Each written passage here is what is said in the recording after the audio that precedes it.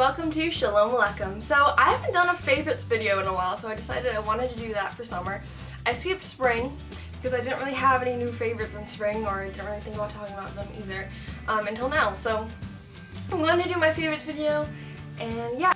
Number one is this bath bomb I bought the other day, which I actually haven't used yet, but I just thought it was the cutest thing ever. And as you guys know, I like bubble baths. I mentioned this in my last recovery vlog, and I just wanted to show you guys this adorable bath bomb that just perks up my mood whenever I see it, and then when I use it, I'm sure it's going to perk up my mood even more. It's made in the USA. It's passion flower and acacia. Now, there were a lot of different pretty colors, and they were just so cute and me and so like adorable, but I decided to go with the elegant silver one. Look at that. Look at it. I'm gonna focus you onto this, okay? What? Isn't it so pretty, and it has these balls at the top, and here's it upside down. How cute. I just think it's so pretty and so elegant. I just like looking at it in my bathroom. So yeah, it smells really good too. I think it smells like, well, it smells like passion flower and acacia. Obviously. Duh. So next I want to talk about this book that I read, which is absolutely amazing, and I'm going to do a book review on it soon. I've not filmed that yet. It is called I Hardly Ever Wash My Hands by J.J. Keeler. And it is amazing. I'm not going to talk about it much because, like I said, I'm going to do that book review. But this is probably my favorite book right now. It is so good. It's about the other side of OCD. So look forward to that book review where I'll talk more about that. I just want to say that it was very helpful for me to read about someone else's experience with OCD. Because that's basically what it's about. It's very helpful for me, especially since her OCD was a lot like how mine used to be. But that's why it was my favorite.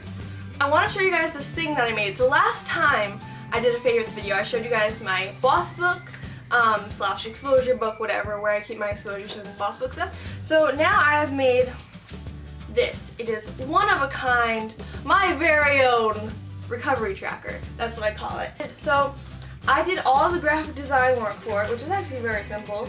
I have boss book pages in here. I have exposure pages in here. So I write down my exposures, my numbers, yeah, and then I have notes pages where I can write in different lists and things I want to talk about with my doctor. So it's basically what I was doing in my last book, except it's more stylish and more fun and more just, I wanted to make something for myself. I was getting really into graphic design, so I was like, why don't I just make myself a little book I can carry around with me? And it turned into this. Sort of big. It's really not finished. It's a work in progress. So I'm going to be adding more as soon as I run out of space. I'm just going to add more until I can't fit any more in these rings. And then I think I'm going to go back to buying regular journals, to be honest, because I just like journals and I don't want to go through all of this mess again. But yeah, it was really fun. I actually used a paper cutter, and I got an X-Acto knife for the first time. My parents had never let me use X-Acto knives before, but now I'm 18 and they have to let me. Also, I wanted to mention on the back here I have a hierarchy page. So this is my recovery tracker, and I designed the front myself. As you can see, I got a little smudge over here. But yeah, I think that's the last of the physical things I can show you. Oh, and all of these tabs are all of my boss book items. So I have these boss book pages, as I told you, and that's where you track your submits and resists. Oh yeah, I have OCD, did I forget to tell you guys that? If you didn't know that, I have OCD. And then all of these tabs show all of my compulsions, so I can get to it really fast. And yeah, and then I have one for tics as well. Next, I want to talk about something I don't have and I've never used, but I saw it at the store. No, I saw it at the store the other day, and I thought it was really cool. So I went to this toy store and I saw this thing, and it was called a Buddha board. So I was like, what is this? I looked at it. I can show a picture up somewhere, but it's a board, and you open it up, and there's a little pad. And it looks like a pad of paper, but it's not. And you take a paintbrush and you paint a little design or whatever. When you're feeling stressed, you paint a design on it with water. And then you watch as it just evaporates, it just disappears. And that's supposed to teach you the art of letting go.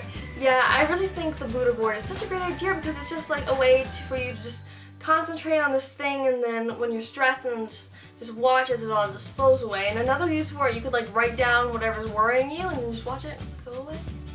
Whoosh. I think that's really great. I think that's just a great idea, and I really want one of those. Next, I want to talk about something I've been doing. I've been doing this creative thing lately that I've done it before, but I never really talked about it. I write poetry. It's not like amazing, but I write it, and I write it on my super secret mental health blog, which I link under every video, but I've never actually explained to you guys what it is. Basically, what it is it's a collection of my writings during the night, usually. When I just feel overwhelmed and anxious and want to get my feelings out. So I let you guys see that because I feel like don't know, I think it might be helpful to you to see that some people feel the same way you do. And while I keep everything positive on my channel, I don't try to keep things negative, but I tend to have things more negative on my blog. Hopefully it's not triggering to anyone. But there's also a lot of inspirational photos on there that I've reblogged.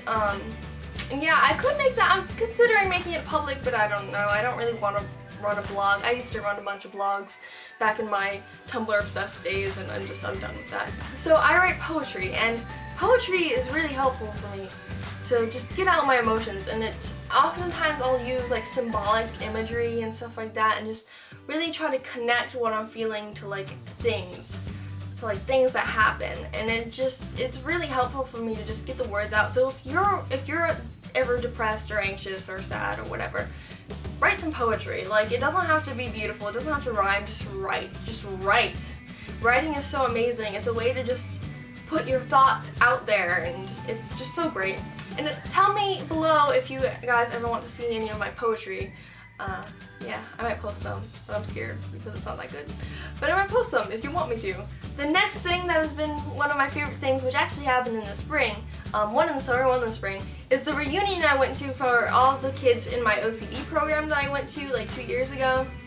That was really helpful for me, and I talked about that in my fourth recovery vlog / inspirational video that I can link somewhere. But it was so amazing just to see those kids again and like be able to really reconnect with them and, you know, get their numbers and stuff. And the second one that goes along with this is the OCD walk. I also talked about this in another video. I actually talked about it in 2 videos, so I'll link that somewhere. And that was so helpful for me because I got to see my old therapists and stuff and talk to them a lot, which is also why the reunion was helpful to me. And it was just great to be able to hang out with a bunch of people in a community that understands my illness, that understands me and how I feel, and it was just really amazing to be a part of that. I definitely want to be involved with more of the International OCD Foundation's events. I did not get to go to the OCD conference this year. So sad.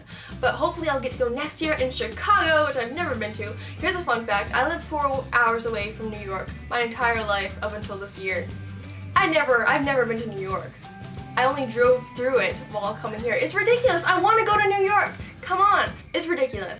I've only been to like 2-3 states in my entire life, and that's just to visit family. It's ridiculous. Next thing I will talk about, something that's really helped my mental health improve lately is doing more exposures. And I know I talk about exposure therapy, I'm always going on and on about it, but I cannot stress enough how amazing it is for your mental health if you have anxiety. Basically what exposure therapy is, or exposure and response prevention therapy, it's you expose yourself to your fears gradually, and you do not do the compulsions or rituals or avoidance behaviors that cause the anxiety to go down. Eventually the thought is that you'll habituate from your anxiety naturally, and then your brain will learn that it's okay to be anxious and it will go away. You do not need to do something to make it go away. I do that regularly because I have OCD, and I went to an OCD program where they taught me all about exposure therapy, and I was there for 6 months. I did exposures every single day, and now I do less exposures. I'm a lot better now too, so that's good, and I do exposures about 3 times a week, but lately I've been doing harder exposures because my therapist back where I used to live went on maternity leave. I had to go see my psychiatrist, and we were doing really hard exposure, and that really actually helped me a lot. That helped me progress a lot. And then I came here to my new house, and now I'm doing really hard exposures with my new psychologist, and even after like the second meeting we're already doing hard exposures, which I find funny. But doing hard exposures have been really helpful for me just to manage my anxiety, and I can feel them working, basically. That's like something great about exposure therapy. Once you do it long enough, like, you know it works, and you can like see how it's working in your life. Well, obviously the biggest mental health favorite of this season probably is Mental Health Week. That was amazing, an amazing experience, and being able to connect with all the YouTubers and stuff, but I've already talked about this, so I won't talk about it a lot. Next, I want to talk about 2 apps. So I'm going to move you guys on over to somewhere else, and I'm going to show you guys these 2 apps. Hello everyone, you have been officially repositioned, and I'm going to bring you to the first app. First app I'm going to show you is called Sleep Time. It looks like this. I just clicked it. Let's see if it loads. sleep time. So this is the opening screen. Anyway, it's basically a timer that helps you wake up with a little twist. It actually manages your sleeping cycles. So as you may or may not know, we have 4 cycles of sleep, I believe, which are non-REM and REM sleep. And what this app basically does, you put it next to you on your bed at night, and you just sleep. And then in the morning, it will wake you up when you're in your lightest mode of sleep. So as you can see, you can set the clock to whatever you want. I like to wake up late, so I have it about 10. And basically what it does when it wakes you up in the lightest mode of sleep, that means you'll be as refreshed as possible. And you'll be able to start your day immediately and whatnot. And then you can set music, or not music, you can set music, but also different sort of sounds you can use to help you sleep, and they're very helpful. This is what it looks like after. It actually analyzes your sleep and gives you an analysis of it. See, this is when I woke up, I believe. No, this is not when I woke up. This is how long I slept. This is when I woke up, and when was this? Like 3 days ago. I woke up at 10:01 a.m.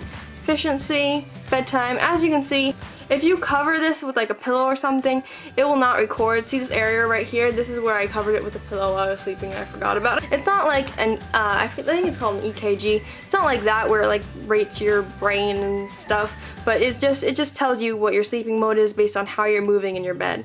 So it's not 100% accurate, but it works, and it works pretty well. The next app I want to show you is called 30/30. And what this basically does is here it is. It times you. It's another timer app, but it tells you basically, what you do is you set different things you want to do during the day. So if I want to set what I'm doing, I can set like, I'm going to make a video, and then I'm going to do that for 30 minutes, as it already says. You can just do it like this, 30 minutes, and then you press done. And then there you go, you have make a video. Now you can like move these things around if you need to. You can do all sorts of stuff with it.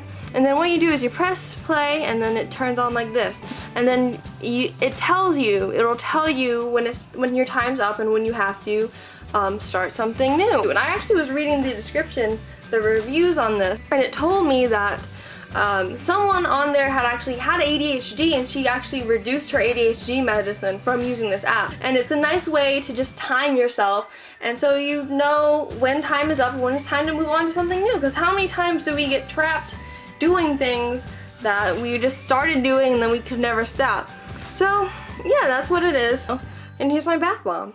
Thank you guys so much for watching this video. I hope you enjoyed my mental health favorites, and I hope that you can adopt some of them if you would like to, and you know, have them help you.